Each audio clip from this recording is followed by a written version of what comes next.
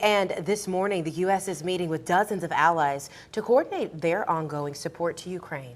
Yeah, while these meetings have been happening regularly over the 11-month war, since the war began 11 months ago, today's gathering is getting more attention than usual. Amy Lou is in Washington. Well, Patrick and Destiny, Ukraine has been asking for tanks to defend itself against Russia for months now, but up until this point, the West has been largely reluctant to send them. The United Kingdom announced last weekend they'd send Challenger 2 tanks, upping the pressure on the U.S. and Germany, a major tank producer, to do the same. Defense Secretary Lloyd Austin met with his newly sworn-in German counterpart yesterday to convince Germany to contribute their Leopard tanks. The Pentagon announced its latest $2.5 billion military aid package to Ukraine Thursday and includes more fighting and transport vehicles, but not the American Abrams tank Ukraine requested. Mobilization of the world must outpace the next military mobilization of our joint enemy. The supplies of Western tanks must outpace another invasion of Russian tanks. Germany has said it won't contribute any sort of tanks unless the U.S. does the same. The Pentagon says Secretary Austin and Germany's foreign minister discussed new aid to Ukraine on Thursday, but it was unclear if they came to any sort of deal.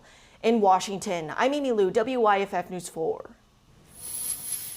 Well, Boeing has been ordered to appear in a Texas federal court next week. The aerospace manufacturer is set to be arraigned on a fraud charge involving the certification of the 737 MAX. The case is connected to a 2019 crash where all 157 people on board were killed, leading to a 20-month grounding of the jet.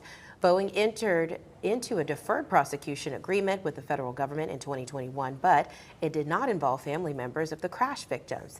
They argued to the court that they should have been allowed to participate in the case, and a judge agreed. Now the families of the victims or their attorneys may speak at the arraignment.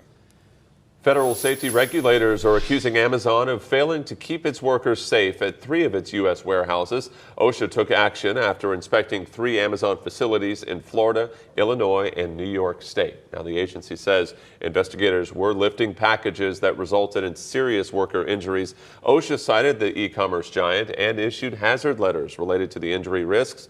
Amazon could face more than $60,000 in proposed penalties. And more Americans are buying new cars for less than the sticker price. That's according to the car valuing company Edmunds. In December, Americans paid an average of $300 less than the suggested MSRP, while about 35% paid above the sticker price. Just a year ago, 80% of customers were paying more than the sticker price. That was due to record low inventories. But the average transaction price remains at a record high right now. Last month, the average transaction price for a car was just below $50,000. T-Mobile says a hacker stole the personal information of 37 million customers. The company revealed the breach in a regulatory filing on Thursday, but it happened in November. T-Mobile says the hacker took data that included users' names, addresses, emails, phone numbers, and date of birth. But no social security numbers, credit card information, PINs, or passwords were exposed. T-Mobile says it's in the process of notifying affected customers. Okay, Instagram is rolling out new features. One of them is an option. It's called Quiet Mode. It's meant to help users focus and set boundaries with friends and followers on the social media platform. When the feature is turned on, notifications will be paused and the profile's activity status will say in quiet mode.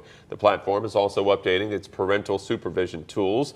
When a teenager updates a setting, parents can receive a notification of the change. Parents will also be able to view any accounts their teenager has blocked. And Upstate High School is a finalist for the 2023 Palmetto's Finest Award. Woodmont High School is one of 10 schools selected as a finalist. The award is presented each year to a few select schools that offer the best in innovative, effective educational programs. We're told a second on-site evaluation is taking place at each of the 10 schools. Winners will be selected later this spring. Principal Joe Foster says he's proud of his students and teachers, saying they continue to exceed expectations and push the school to new heights. Congratulations.